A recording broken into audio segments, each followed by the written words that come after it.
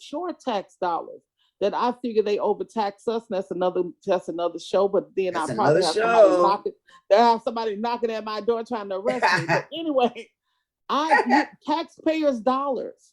So you're paying these fools to mess over you. Is that what we Yeah, do? that's what we do.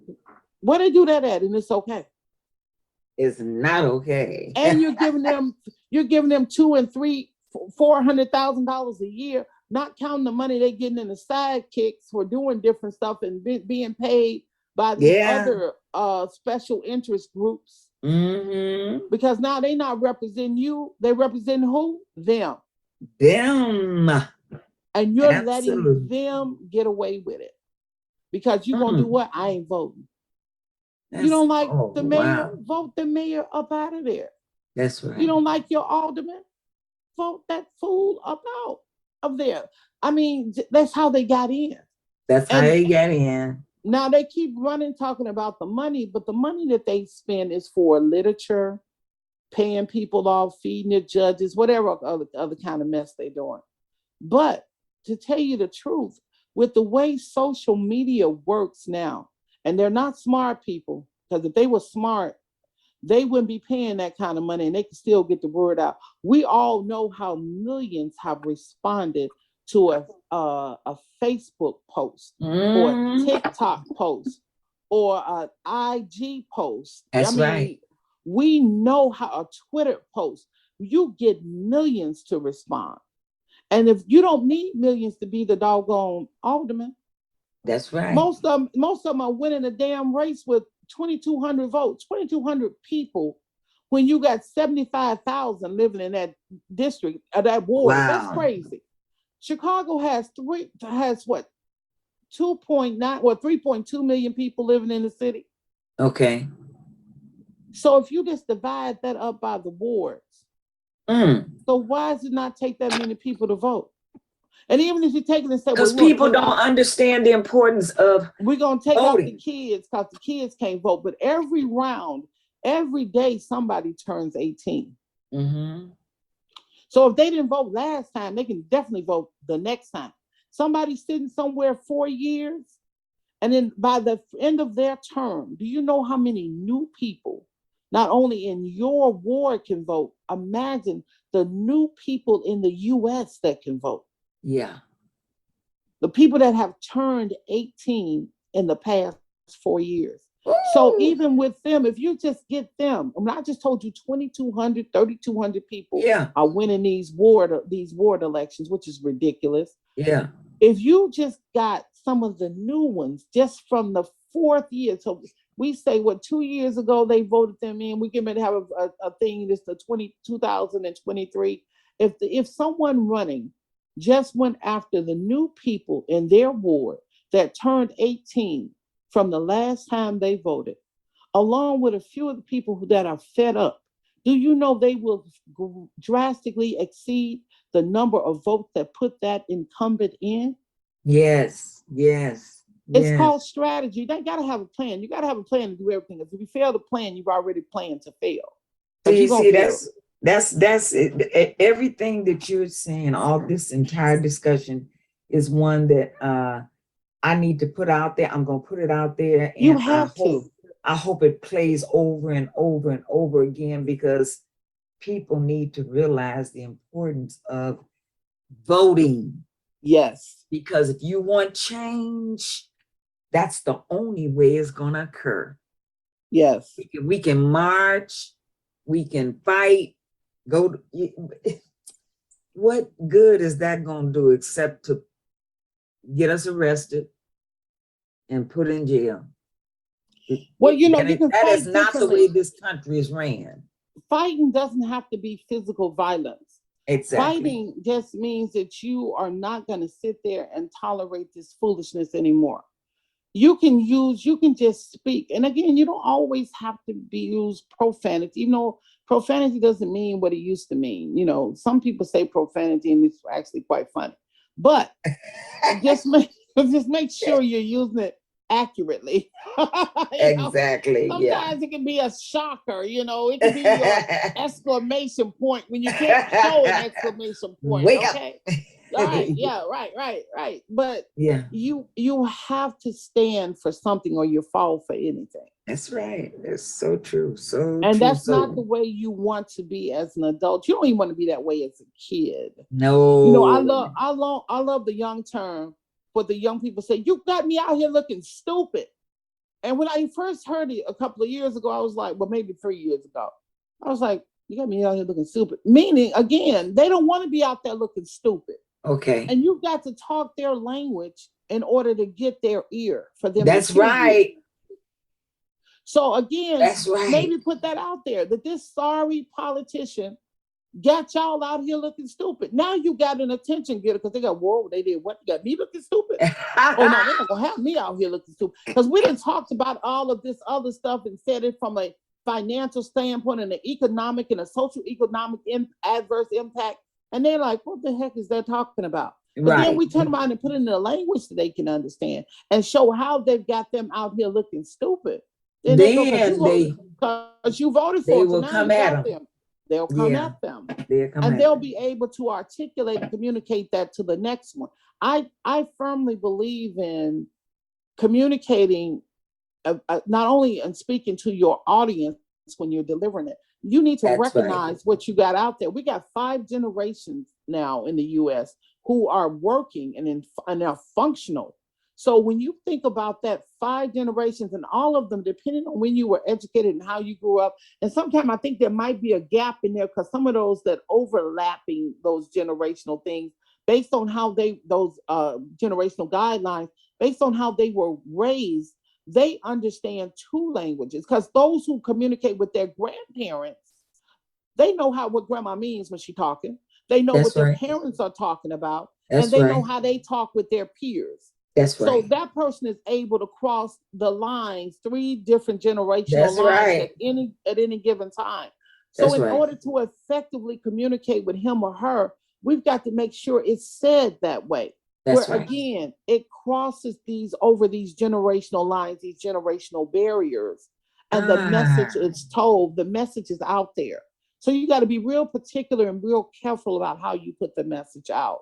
But when and it's something this important, it has to be made where all can understand. I will give those who have been doing these COVID commercials some credit. mm-hmm. Even the latest one now, when they're promoting the booster, they're Uh-huh. saying when you charge your cell phone, when you recharge your cell phone, and you're giving it that boost, this is like that's what the COVID booster is. You know, I'm Okay. thinking, how do they put in the cell phone with the booster? And I'm going, so first few times when I heard that, I could say, I don't know what this foolishness is, but that's so. But they play it so much. That's another thing. They bombard you with it. As old folks Yes, say. They that's will right. bombard you with. You will hear that doggone commercial 45. I don't care what you turn on YouTube, the radio, the television. I don't care if you watching the Real Housewives all the way over to Smothered or Stepwives or whatever you're watching, the news, ABC News or whatever, CBS, CNN, Fox, whatever, that commercial comes on. You That's cannot right. run away from that commercial. You cannot get away from that commercial. With that, and they used to call it subliminal messaging when we were in That's college. right. Remember? Yes, And that was a yes, no-no. But again, they're yes, using it. It's still yes, here, okay? yes, it's So still what here. happens? You wind up eventually hearing and remembering the entire That's right. commercial, even when you first ignored it and you refused to hear it or you didn't want to accept it. But what they've done is they've taken the process where people, kids understand how to charge your cell phone. That's a reboost. That's a booster Yeah. to what you already got. That will boost Uh, your phone up. You can use it a little longer. Now they're saying, oh, and that's how the booster shot works for COVID. If you've already been vaccinated, this booster will help you go on a little longer as the vaccine starts to wear off. You oh get a wow. boost to continue to protect you. Well, Oh guess what? The wow. kids repeat that to their grandparents, and they repeat that to the parents who may be immune compromised, or if they're immune compromised Yeah. and they're young, they understand it. So you see Yeah. how that one simple, don't make sense at first off, commercial has been promoted shoved down your ear and in your brain where it's there, even though you didn't want it to be there. That's right. And That's then you right. wind up repeating it to a loved one. And now you can explain what a booster means Yes. That's a and great lay strategy. terminology. That is a strategy of today's generation. And that's the same strategy that media outlets like yourself have to use. Because I heard a really great journalist say the other day, he's made the comment, he say the news, he said the media is not what they should be. People don't understand the media is not doing what they're supposed to do or what people think they do. He say the media doesn't report the news, they only provide the narrative. That's it. That's true. And oh my God, anybody who knows the difference between the news, again, they don't tell you the whole story. Nope. They just give you a little blurb Mm-hmm. of what may have happened. And you got to figure it out yourself, Mm-hmm. or you got to go, what? Look it up. So you can't depend on them to be giving you what you need. You didn't get the news. You got a narrative. That's right. So you ain't got no real details, boo-boo. Mm-hmm. You got to go check your stuff. You got to, matter of fact, you got to do some fact checking.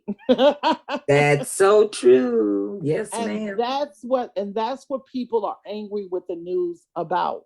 So now you being the responsible person that you are and using your various outlets to actually know, I'm not putting out the narrative, I'm reporting the news. Absolutely. That's what needs to be reported. But from our perspective, I think that we don't get, like you just said, they just give you the narrative. So we need to use our outlets to tell the whole. Just report the news. Just report the facts. We don't. As a matter of fact, they don't even need our damn opinion. What I just stated to you a little while ago was fact. It wasn't my opinion. They think Sandra's opinion. That's how it works. I didn't make the rules, and I didn't set up the process. But guess what? If there's something broken in the process, guess who gets to change it? We the people. The preamble of the Constitution. We the people. We the people. We the people. So when you decide that you're not going to vote and you're not going to participate in the process, then you are not part of the we the people no more. You somebody sitting on the side. Oh, dang. That's cold. That's cold. I'm not doing that no more. Yeah, you ain't we the people. You that person sitting over there on the sideline complaining, but not participating in the process to try to affect any change. Because the next change that come up, we the people who are promoting the change, it may not be what you want. That's true. That's why and it may not be what you need. And guess what? It may not be what you want and what you need in your area. And what we're promoting over here in our area works for us, but it don't work for you. Yes. So what you got to do is get back over here with we the people. And we also identified, we may have had 6 things we wanted to change. You come with your 4 things. We add your 4. Now we got 10 things. And now this is what we the people want. That's how it got started. Come on now. All right. We ain't got all these amendments in the Constitution because everybody needed the same thing. No, we got all these different amendments because it was different. The needs were different up and down the coast. Then as we became a larger nation, the needs got even more. We've got 15 Bill of Rights because again, it started out with 1 or 2. I want to be able to bear arms. I don't want taxation without representation. Then they went on to other stuff that they don't want based on what happened as we began to grow. Check that out, girl. You sure laid that one out. Oh. So that is what we must continue to do. I'm going to tell you why the states got their own constitution. Because in addition to the U.S. Constitution, we needed some things here at the state level that needed to be addressed. Yeah, we agree with the U.S. Constitution, but what about this also? You just can't come over here in the state of Illinois and have me run up no slaves. We ain't doing that mess. Let Georgia men keep that mess. They can't bring that up here, you know. And on and on. No, you can't say your wife is chattel property. Our wives ain't no chattel property. Let the South keep that mess. We ain't doing that up here. We ain't doing that up here. And that's the difference in the states' various constitutions. Yes. These states, what you can do in this state, You may not can do it in Missouri. You can't make, and what you can do in Iowa, you may not can be doing here. And we right next door to each other. And clearly, Okay, as we see, Wisconsin is immediately to the north, and Lord knows Indiana is over here to the east. We ain't doing what they're doing over there either. But why? right. It's a different set of mind. I mean, different mindsets, different expectations. And with So that, true. that's okay. And it's okay to be different. As long as that's your need and you're not doing something that's illegal Right. or that's oppressing other people. That's right. Makes sense. Hey, that's a good explanation. Probably the best I've heard thus far. So Well, that's thank only you because you, for that. it's like, well, thank you very much. You sure it's not because it's late in the day?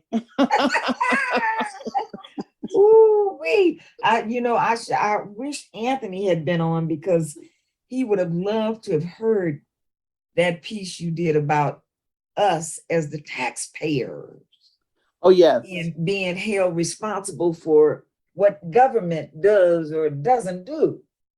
And why are Yeah. we paying their salaries? That we're paying their salaries, they're getting additional tax breaks as we learned through Andrea's process and what she was able to show us about the people who are actually receiving those benefits. And I remember Gutierrez, when he was congressman, he got in trouble for also getting a tax break, illegal tax break on some property. Um, and it was a big thing back in the early 2000s, if I remember it correctly. If you Google it, it'll probably come up. But again, and he was trying to say, oh, well, somebody made the mistake or whatever. But you paid the tax. You knew when you got that bill, you should have been paying more. That you didn't qualify for that. And again, with the kind of money that they're making, and here we are busting our butts, working 2 jobs, 3 jobs. You got two, Yes. and a lot of people work 2 jobs, and that's the thing I think you need to do a show on that, just to pay the bills, Yeah. Oh, just to make yes. it, just to make it work. Oh, And when they're doing yes. that, and you have people that we're paying, and they're getting our tax dollars along with other ventures that they have and other opportunities that are lucrative, they go in, they get elected, living paycheck to paycheck. They come out in 6, 8 years as multimillionaires. Explain that to me. How that work? Please. I'd like to know how it works too. How that work? How that happen? If you why all of a sudden now you were paycheck to paycheck before, and some of you had good jobs or whatever, but now you're a multimillionaire, and yet Ooh, your community has not grown. There has not been any economic development, any kind of substantial growth or other income so how making you get there? How you get venture there? for that community. So how dare you turn around and now you a multimillionaire? What you been doing? But Yeah. again, the people don't hold them accountable. They don't. Mm, And they mm, allow them to mm. sit there 4 years, 8 years, Oh, 12. yeah. After 12, after serving what is it, 3 consecutive terms, which I think is 12 years for an alderman, they get a pension. And that's a part-time Oh. job, and they getting over $100,000 a year on a Ooh. part-time job. Who do you know other than an alderman? They got a part-time job where they make over $100,000 a year. Ooh. Let's stop that, ladies and gentlemen. We need to come back with a second piece to this show because Sandra, you have piqued a lot of interest in learning the political system so that we can change it how we need to change it to benefit the Yes, people, to benefit the yes, people. So let's yes, do some more. Let's do this part two about how do we hold the political system accountable, the exactly. political system that influences how we live Amen. Yeah, every yes, it day, does. every day. Every day. Thanks. Thank you. We're at the close of our show. We have the property tax show following. So if you'd like to join, just send me a request and we'll send you an invitation. Thank you. Have a Good great night. day. Good night.